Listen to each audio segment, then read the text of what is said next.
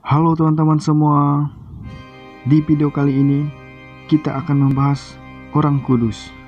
Dan pada kesempatan kali ini kita akan membahas Santo Basilius Agung. Santo Basilius Agung adalah seorang teolog, bapak gereja, sekaligus doktor gereja pada abad keempat. Salah satu sumbangan darinya adalah melakukan integrasi kebudayaan klasik ke dalam agama Kristen.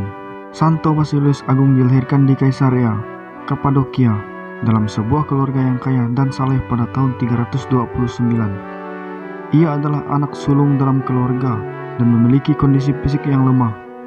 Seluruh keluarganya giat dalam bidang kegerejaan.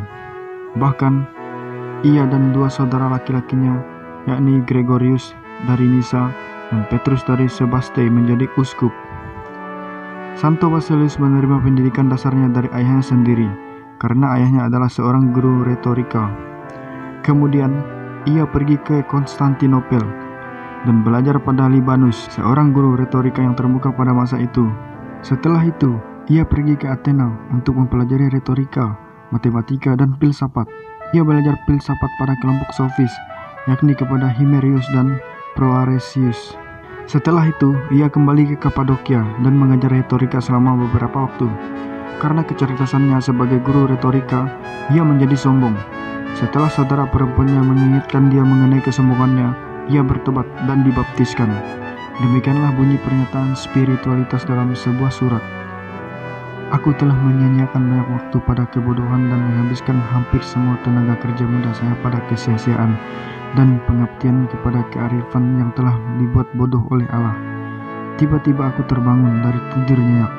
Aku melihat cahaya indah dan kebenaran Injil, dan aku mengenali kehampaan kebijaksanaan para pangeran di dunia ini. Setelah itu, ia meninggalkan pekerjaannya sebagai guru retorika dan melakukan perjalanan ke Mesir, Syria, dan Palestina untuk belajar kehidupan bertapa. Kemudian ia kembali ke negerinya dan membagi-bagikan kekayaannya pada orang miskin karena merasakan tertarik dengan kehidupan para bertapa. Ia lalu pergi ke tempat yang sunyi di Pontus dan mengajar di sana. Dalam khotbah-khotbahnya, ia selalu menegaskan prinsip-prinsip sosial. Ia berpendapat bahwa semua orang diciptakan Allah dan dikasihi Allah. Oleh karena itu, semua orang pada dasarnya sama dan memiliki martabat yang sama.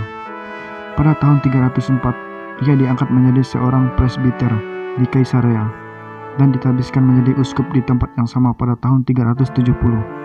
Pada masa ini, Santo Basilius terus berjuang untuk melawan Arianisme yang mencoba mengambil alih Kapadokia sebagai salah satu dari wilayah mereka. Kondisi fisiknya yang kurang baik diperparah dengan cara hidup asketis yang keras. Makanannya hanyalah roti, garam, dan sayuran. Dalam hidup asketisnya, ia menekankan keseimbangan antara bekerja dan berdoa. Selain itu, ia juga memberikan perhatian yang sangat besar bagi orang miskin dan menderita. Salah satu bentuk perhatiannya adalah dengan membangun sebuah rumah sakit besar yang ditujukan untuk merawat orang-orang sakit kusta.